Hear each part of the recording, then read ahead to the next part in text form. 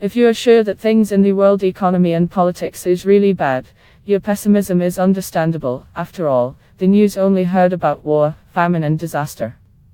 However, the statistics are convincing evidence that the world is improving, and we live in the best of times in the history of mankind.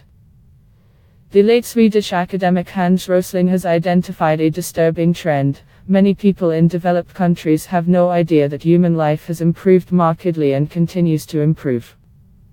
Moreover, many believe exactly the opposite. It is interesting to hear that every day about 200,000 people around the world overcome poverty line of $2 a day. That more than 300,000 people daily have access to electricity and clean water for the first time in your life. The lives of people in poor countries does not look thrilling story for the news. But, as noted by Rosling in his book, 10 Reasons Why We Are Wrong About the World and Why It Is Actually Better Than We Think, the bad news has to be assessed in a broader context. Although in recent decades, globalization does have a negative impact on the earnings of the middle class in developed countries, it has also helped the hundreds of millions of people around the world to rise above poverty. This growth occurs mainly in Southeast Asia. The recent wave of populism that swept the Western countries is the election Trump, Brexit, the coming to power of populist governments in Hungary and Italy, is of great concern, considering the welfare of the world.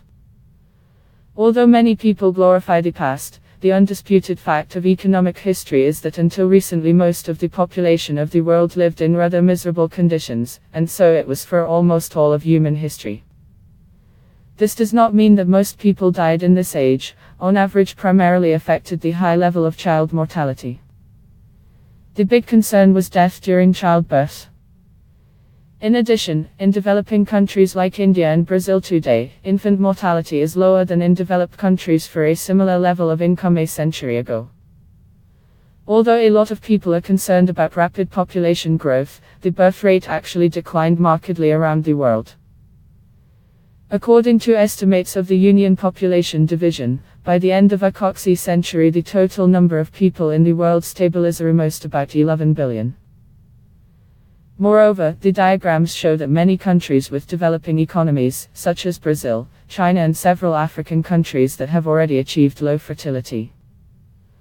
Although leading economies it took almost 100 years, beginning with the Industrial Revolution, many other countries have coped with the problem of high fertility within 2 to 3 decades.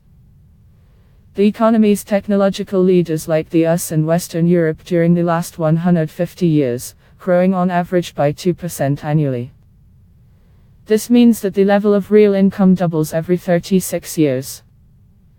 Despite the prolonged downturn in the economy, as the Great Depression and the global economic crisis of recent years, the sustainability of growth is really impressive.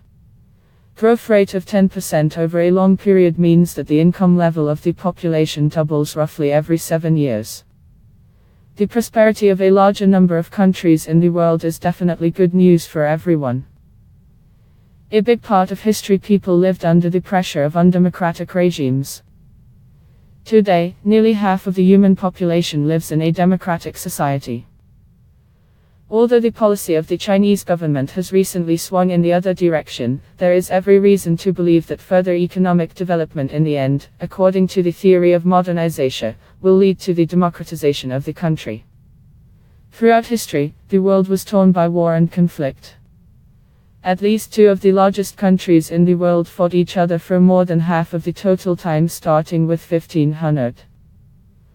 Although the first half of the 20th century was too violent, when some period of time there have been 2 world wars, the post-war era in the world of mostly peace.